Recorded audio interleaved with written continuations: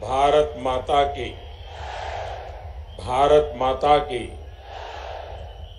मंच पर विराजमान प्रदेश भारतीय जनता पार्टी के अध्यक्ष श्रीमान येदियुरप्पा जी, श्री सदानंद गौड़ा जी,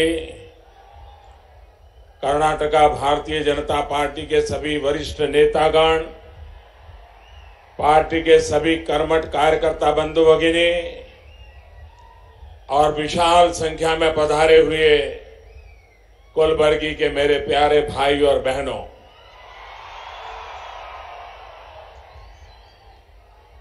कलबुर्गी जिल्लाजा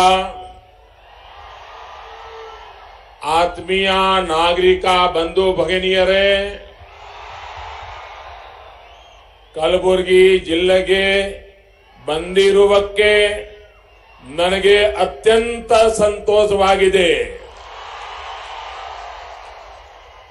ಈ ಕಲಬುರ್ಗಿ ಜಿಲ್ಲೆ ತ್ಯಾಗ, ಸೇವೆ ಹಾಗೂ ಪರಿಶ್ರಮಕ್ಕೆ ಹೆಸರುವಾಸಿ ಆಗಿದೆ। कलबुर्गी शहर के प्रमुख देवता भगवान शरण बसवेश्वरा और भगवान कोरंती हनुमान जी को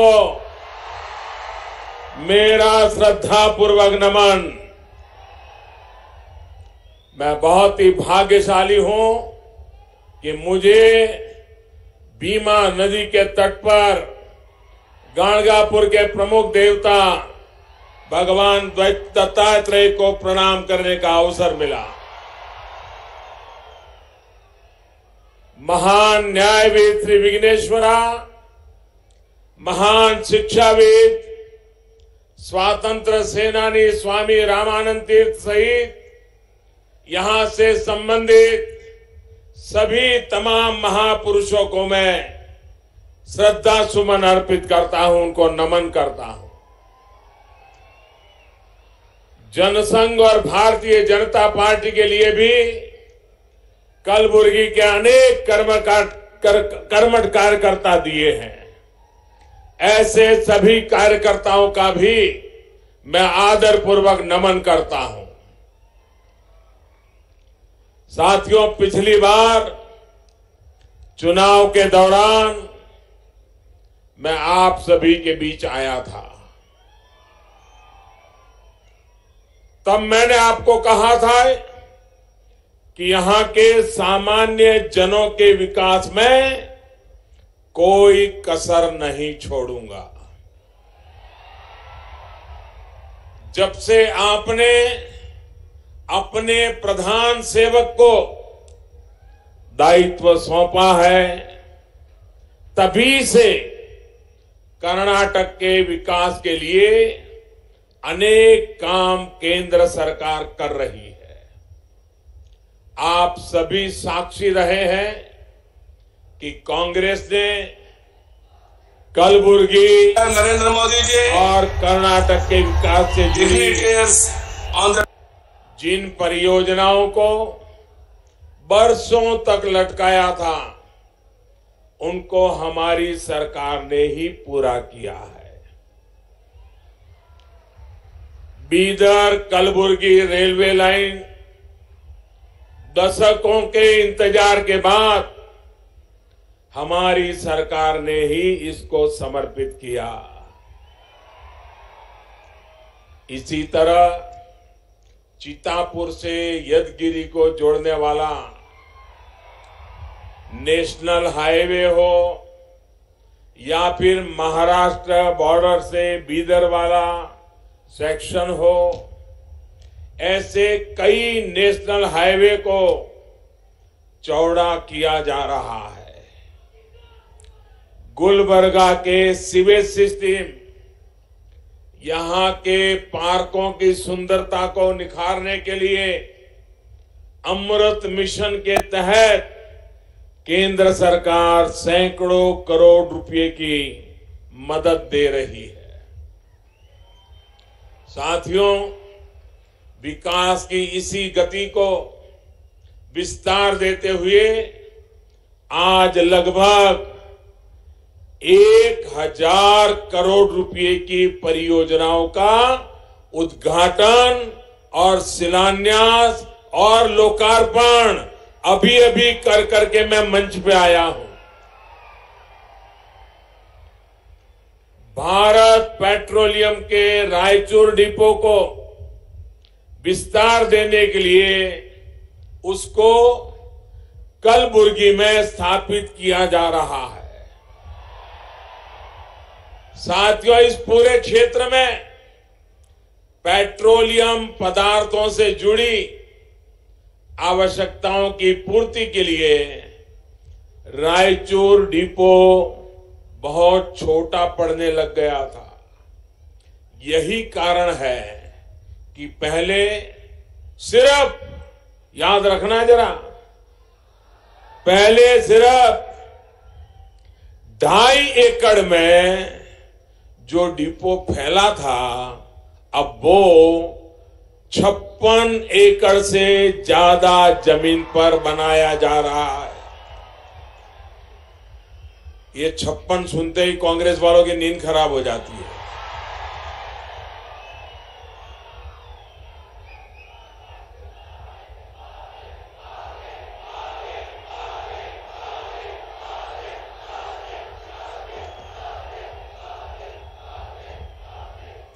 भाई और बहनों, कलबुर्गी के साथ साथ पूरे कर्नाटक की स्वास्थ्य सुविधाओं को विस्तार देने का भी प्रयास किया जा रहा है। आज हेल्थ से जुड़े 2 प्रोजेक्ट्स का लोकार्पण किया गया है। Karnataka institute of medical sciences Hubli के सुपर स्पेशलिटी अस्पताल के रूप में राज्य को एक बहुत बड़ी सौगात आज यहीं से मिली है।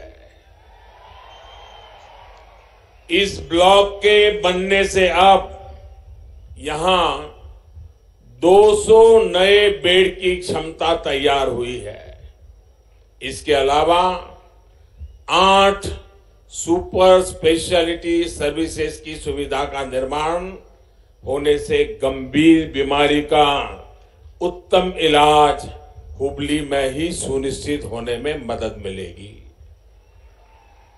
इसके साथ साथ मेडिकल एजुकेशन के मामले में भी युवा साथियों को कर्नाटक में ही अधिक अवसर मिलने वाले हैं। साथियों, आज ही राजाजी नगर में बने ईएसआईसी मेडिकल कॉलेज का भी लोकार्पण किया गया है। इस तरह के ईएसआईसी के देश में सिर्फ 6 मेडिकल कॉलेज हैं, जिसमें से एक अब कर्नाटका में खुल गया है। पहले की सरकार कैसे काम करती थी, उसको सामान्य मानवी के स्वास्थ्य की कितनी चिंता थी, युवाओं के सपनों की कितनी चिंता थी, इसका जीता जागता प्रमाण ये यहां की कॉलेज है। साथियों, इस मेडिकल कॉलेज को बनाने का फैसला 2009 में किया गया था, पर इस मेडिकल कॉलेज का काम 2 साल बाद 2011 में ही बिल्कुल धीमी गति से लोगों को दिखाने के लिए चलता रहा। हमारी सरकार जब आई तो हमने इस काम को गति दी। आज ये सेवा के लिए बिल्कुल तैयार है। इस कॉलेज के बनने से कर्नाटक में 100 एमबीबीएस और 55 पोस्ट ग्रेजुएशन की सीट बढ़ गई है।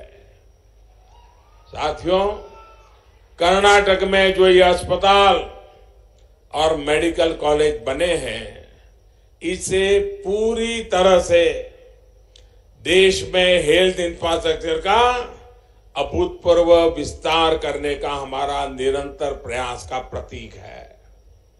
अस्पतालों के साथ साथ आयुष्मान भारत जैसी महत्वपूर्ण योजना भी हमारी सरकार ले आई है। कर्नाटक में गरीब बहन भाइयों को इसका कितना बड़ा लाभ मिल रहा है, इसका अनुभव थोड़ी देर पहले मैंने खुद ने किया। आयुष्मान भारत योजना के अनेक लाभार्थियों को उनके दर्शन करने का, उनसे बातचीत करने का, उनके अनुभव सुनने का मुझे अभी अभी सौभाग्य मिला। और मैं देख रहा था कि बिल्कुल गरीब परिवार से आए हुए लोग, कोई 2 साल से बीमार, कोई 4 साल से बीमार, कोई 5 साल से बीमार, लेकिन कोई 2 लाख मांगता था, कोई 5 लाख मांगता था, कोई 3 लाख मांगता था। गरीब व्यक्ति के पास पैसे नहीं थे, वो बीमारी से परेशानी झेल रहे थे, मौत का इंतजार करते थे, लेकिन इलाज नहीं करवाते थे। आज जब मैंने उन्हें पूछा तो वो कह रहे थे कि प्रधानमंत्री आयुष्मान भारत योजना ने हमारी तो जिंदगी बदल दी और हमारा ऑपरेशन हो गया। सरकार ने, में डॉक्टर ने, प्राइवेट हॉस्पिटल में किसी ने एक नया पैसा नहीं लिया, कोई दलाल नहीं, कोई बिचौलिया नहीं, कोई रुपये लेने वाला नहीं। बस एक कागज लेके जाओ, प्रधानमंत्री आयुष्मान योजना का लाभ उठाओ और देश का गरीब अब बीमारी के कारण जिंदगी में मुसीबत नहीं झेलेगा। ये काम हमने कर दिया है।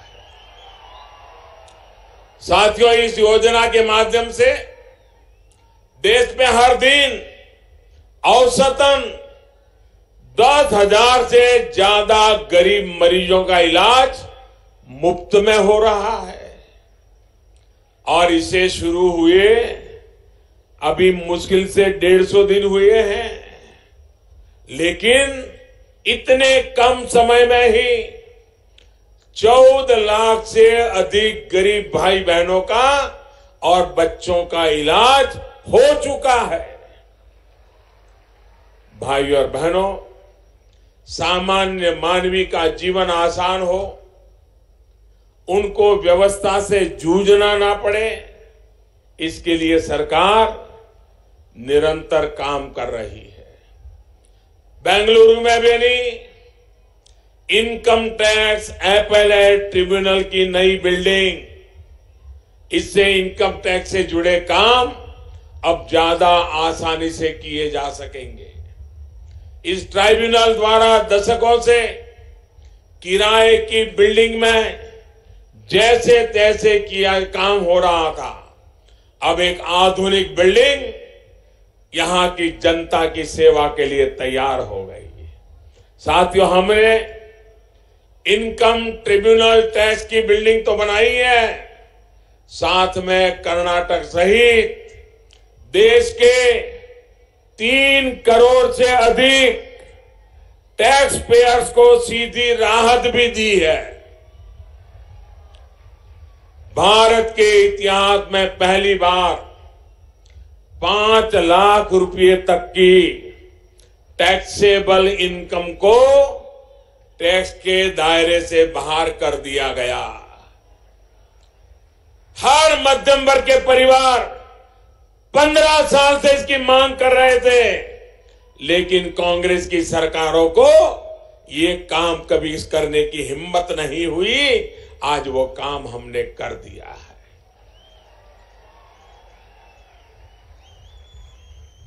Friends, I'm delighted that a girls' hostel in Bangalore University is being dedicated to the nation.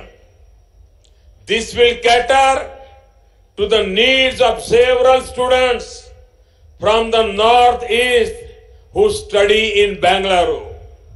Friends, these youngsters may be away from home, but the central government is always there for their welfare.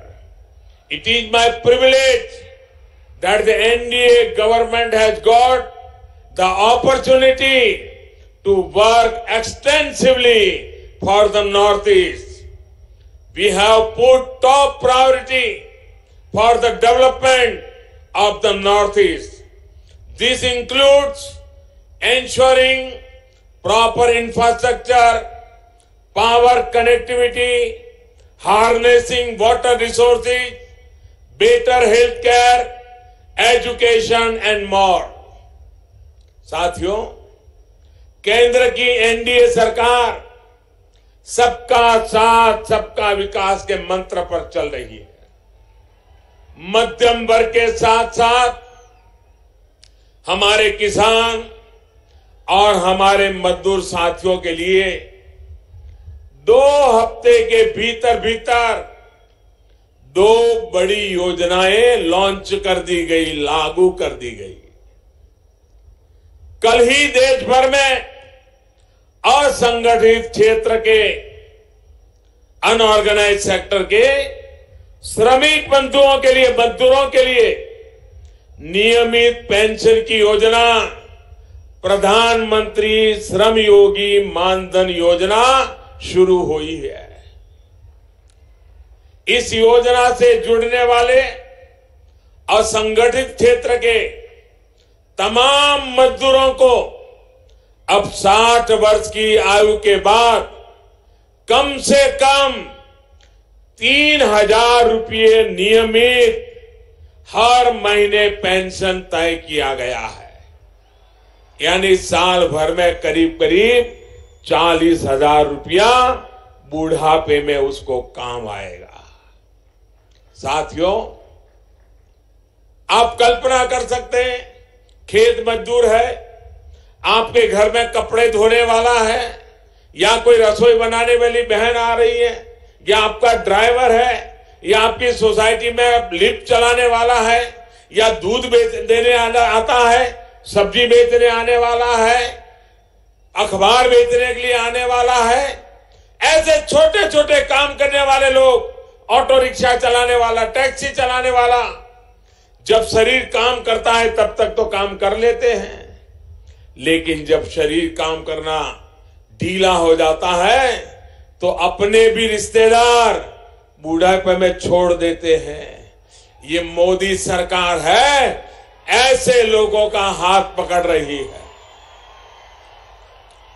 और 60 साल के बाद उनको 3,000 रुपया pension हर महीने मिल जाए ताकि वो सम्मान के साथ जिंदगी जी सके और 42 करोड़ लोग इसका फायदा ले सकते। 42 करोड़। इतना ही नहीं, मैं देख रहा हूं मेरी बंजारा समाज की माताएं बहनें यहां बैठी है। हमने अभी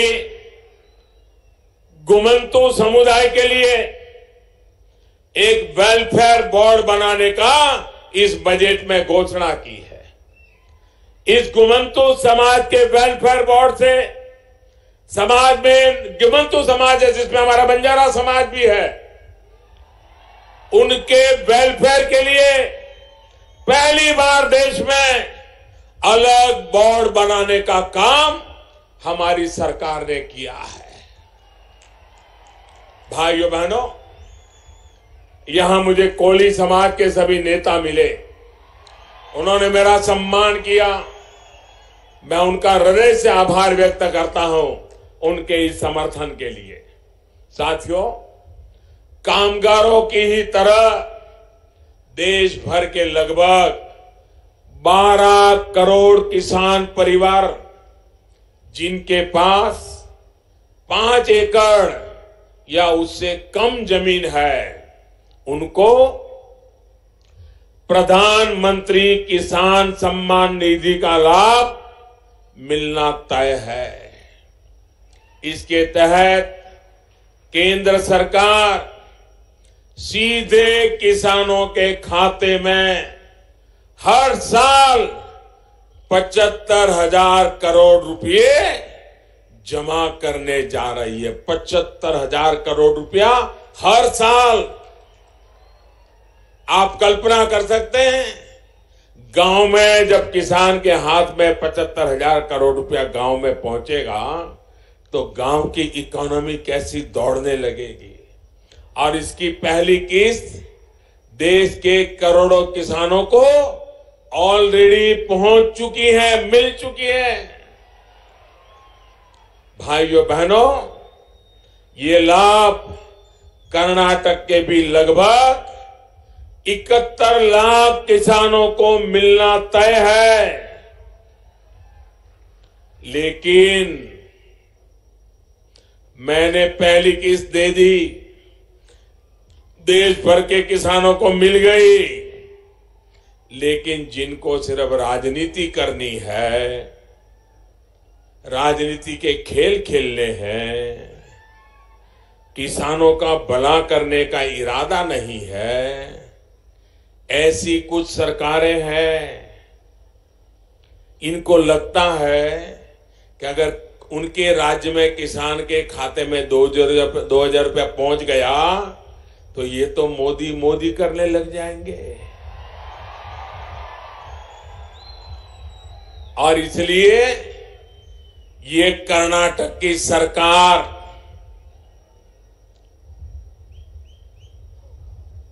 कर्नाटक की जनता के पीठ में छुरा भोंक करके सत्ता की गलियारे में पहुंची हुई कांग्रेस और रिमोट से चल रहे मुख्यमंत्री,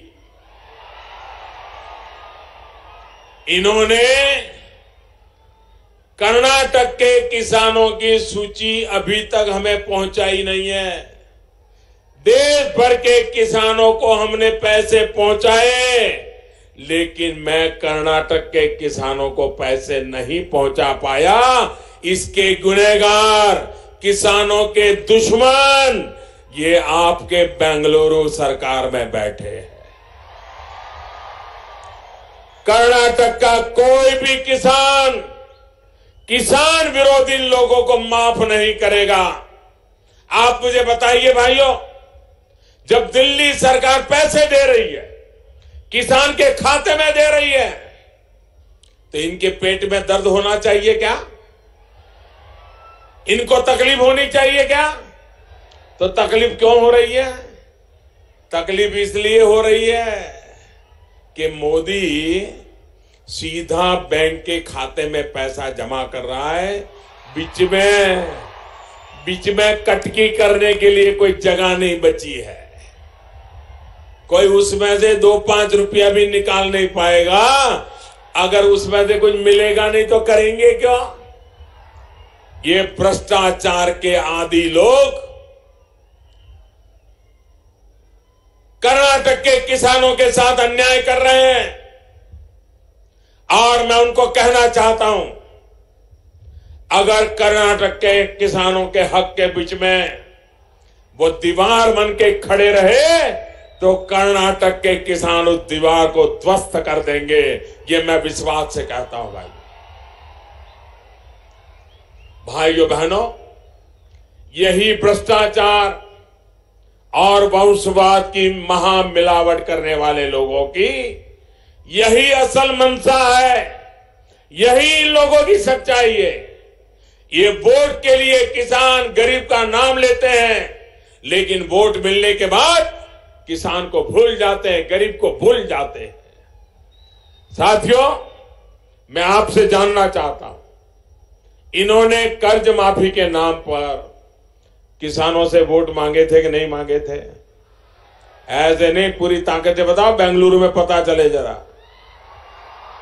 कर्ज माफी के नाम पर वोट मांगे थे कि नहीं मांगे थे? उन्होंने कर्ज माफी का वादा किया था कि नहीं किया था? सभी किसानों का पूरा कर्ज माफ करेंगे ऐसा कहा था कि नहीं कहा था? झूठ बोल करके वोट ले गए कि नहीं ले गए? जनता की आंख में धूल झोंकी कि नहीं झोंकी? लोगों को मूर्ख बनाया कि नहीं बनाया? क्या कर्ज माफ हुआ? क्या कर्ज माफी पूरी नहीं हुई। किसानों, उसके बदले में क्या हुआ? किसानों पर केस कर दिए, केस, पुलिस वालों को भेजा। यही इनका तरीका है। कर्नाटक के किसानों ने ऐसे खिलाड़ियों का बराबर हिसाब चुकते करने का मौका आ गया है। खुद तो अपना वादा निभाते नहीं है और दूसरा अगर ईमानदारी से काम कर रहा है तो वो लाभ भी किसानों तक पहुंचाने में अड़ंगे डाल रहे। भाइयों बहनों, मैंने पहले ही कहा, वो इसलिए नहीं कर रहे क्योंकि बिचौलिए दलालों को मेरी योजना में कोई जगह नहीं है। क्या इस योजना से उनके करीबियों का लाभ नहीं होगा? इसलिए वो पीएम किसान योजना से जुड़ना नहीं चाहते।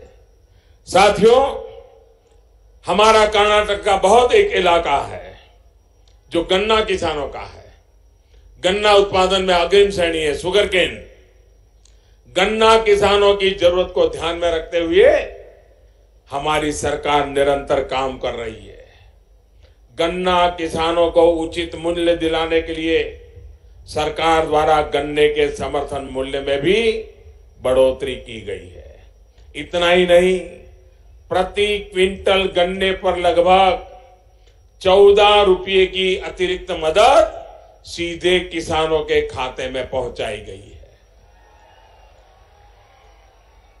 ये भी सीधे उनके खाते में, कोई बिचौलिया नहीं। इनकी परेशानी यही है कि जब तक मोदी रहेगा चोरों की दुकान बंद।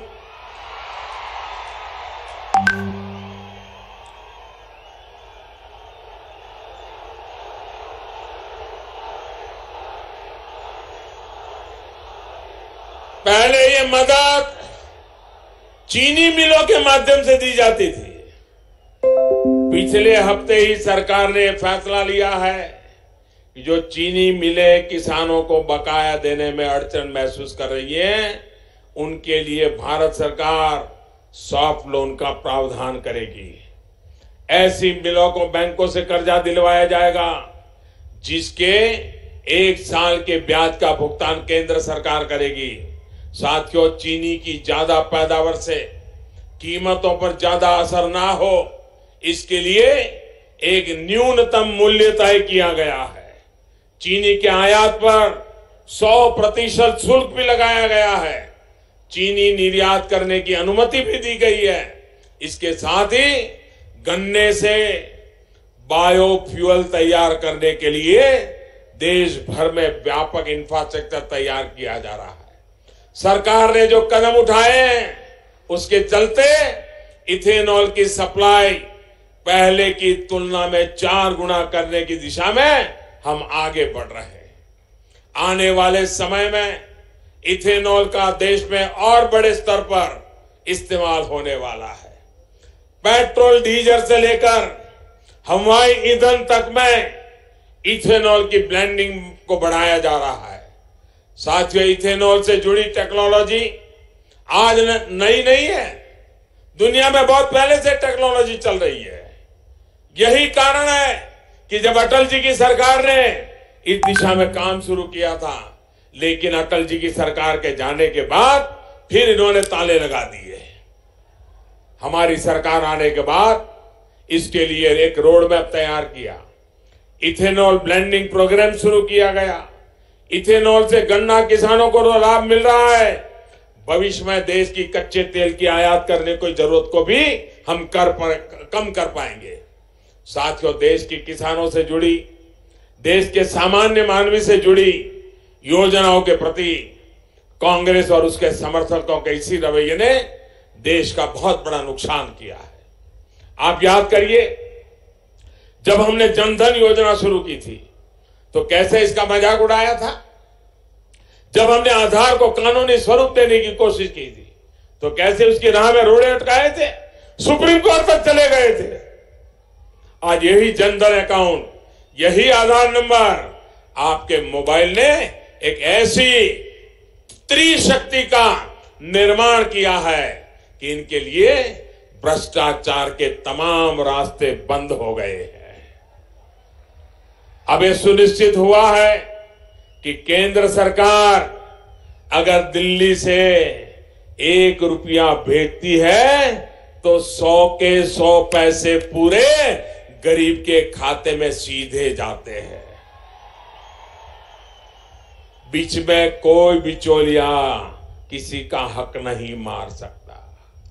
साथियों, पहले की सरकारों ने जो व्यवस्था बनाई थी उसमें हमारे देश में करीब करीब 8 करोड़ लोग ऐसे थे जो सिर्फ कागजों पर थे, पैदा ही नहीं हुए थे। पैदा नहीं होते थे उनकी शादी हो जाती थी, पैदा नहीं होते थे वो विधवा हो जाते थे, पैदा नहीं होते थे वो बूढ़े हो जाते थे, पैदा नहीं होते थे वो अपंग हो जाते थे, दिव्यांग बन जाते थे, पैदा नहीं होते थे वो स्कूल के अंदर स्कॉलरशिप लेने लगते। सारा पैदा ही नहीं हुए ऐसे लोग कागज पे 8 करोड़ लोग ऐसे थे, बताओ 8। और अभी भी होंगे। मेरी खुदाई काम चल रहा है, ढूंढ रहा हूं मैं। फर्जी नाम से गैस कनेक्शन लेना, फर्जी नाम से राशन कार्ड बनाना, फर्जी नाम से कॉफी स्कॉलरशिप निकालना, फर्जी नाम से पेंशन निकालना, फर्जी नाम से मनरेगा का पैसा मांग लेना। लेकिन ये 8 करोड़ कागजी लोग गरीबों तक उनका हक नहीं पहुंचने दे रहे थे। अब हम व्यवस्था में जो पारदर्शिता लाए हैं उससे लीकेज तो रुकी है, गरीबों तक सीधे पैसे तो जा ही रहे हैं। आप हैरान हो जाओगे, ये नकली नाम जो थे उस नाम पर हर वर्ष 1,10,000 करोड़ रुपया ये बिचौलियों के हाथ में चला जाता था, वो बंद हो गया। अब मुझे बताइए, जिनको 1,10,000 करोड़ रुपया जिन जिन लोगों के पास पहुंचता होगा, अब बंद हो गया तो क्या वो मोदी जिंदाबाद बोलेंगे? क्या मोदी को गाली देंगे कि नहीं देंगे? देंगे कि नहीं देंगे? अब मुझे उनकी गालियों से डरना चाहिए क्या? जरा भी डरना चाहिए क्या? अब है ना, अब मैं क्यों डरूं? अरे 125 करोड़ देश के आशीर्वाद जिसके सर पे होता है वो कभी डरता नहीं है। न हिंदुस्तान से डरता है, न वो पाकिस्तान से डरता है, न किसी चोरों से डरता है, न कभी बेईमानों से डरता है।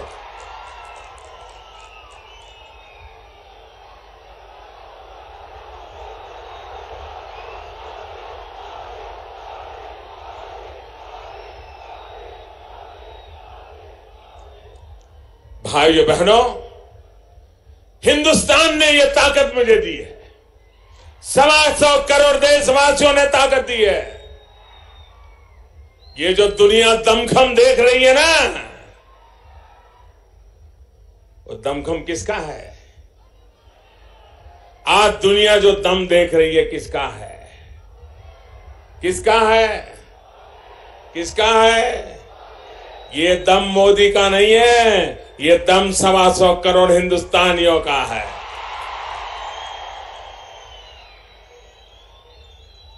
साथियों, जब महामिलावट और स्वार्थ की राजनीति ही प्राथमिकता होती है तो देश को ऐसी ऐसी मुसीबतें झेलनी पड़ती है।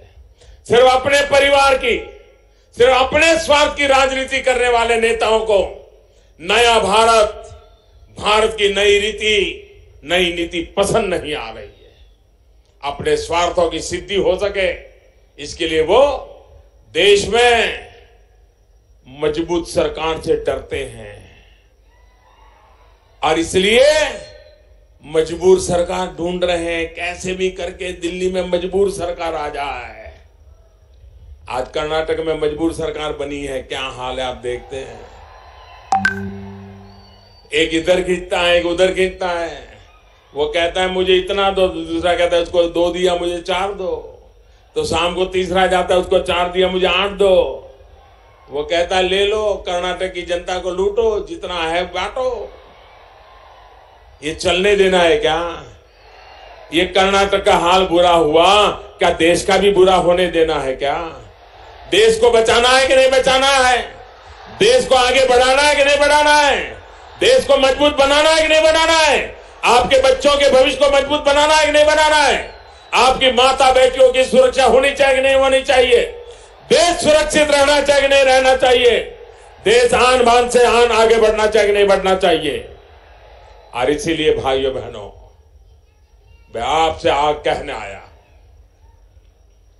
छोटी सी गलती कितना बड़ा नुकसान कही गई कर्नाटक का। ज्यादा बड़ी गलती नहीं, छोटी हो गई। कर्नाटक का नुकसान हुआ कि नहीं हुआ? कभी कभी छोटी गलती बहुत महंगी पड़ जाती है। और इसलिए मेरे भाइयों बहनों, 30 साल के बाद दिल्ली में देश को पूर्ण बहुमत वाली सरकार मिली है। और पूर्ण बहुमत वाली सरकार कैसी पूर्णता के साथ आगे बढ़ती है, वो आप हर दिन देख रहे हैं। अगर आधी अधूरी होती तो वो भी आधी अधूरी करके आ जाती। ये पूर्ण है तो सारा काम पूर्ण करके आ जाती है। साथियों, यही वजह है कि मोदी उनके लिए परेशानी का कारण बन गया है। और इसलिए वो दिन रात एक ही काम, मोदी हटाओ, मोदी हटाओ। लेकिन वो कान खोल करके सुन ले, और देशवासियों भी इन लोगों को बार बार समझ लीजिए, वे इकट्ठे हो रहे हैं मोदी को हटाने के लिए। और मोदी मेहनत कर रहा है आतंकवाद को हटाने के लिए। देश से आतंकवाद जाना चाहिए, देश से गरीबी जानी चाहिए, देश से भ्रष्टाचार जाना चाहिए। इसी मकसद से मैं काम कर रहा हूं। भाइयों बहनों, आज इतनी बड़ी संख्या में आकर के आपने मुझे आशीर्वाद दिए, मैं आपका बहुत बहुत आभारी हूं। मेरे साथ 3 जयकारा बोलना है। 3 जयकारा बोलना है। बोलेंगे? दोनों हाथ ऊपर करके मुट्ठी बंद करके बोलेंगे? पक्का बोलेंगे? और आवाज सीमा पर तैनात देश के जवान तक पहुंचनी चाहिए। पहुंचेगी?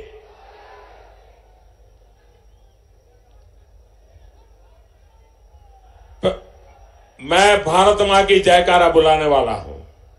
3 जयकारा बुलाऊंगा और मैं आपसे चाहता हूं कि पूरी ताकत से मुझे साथ दीजिए।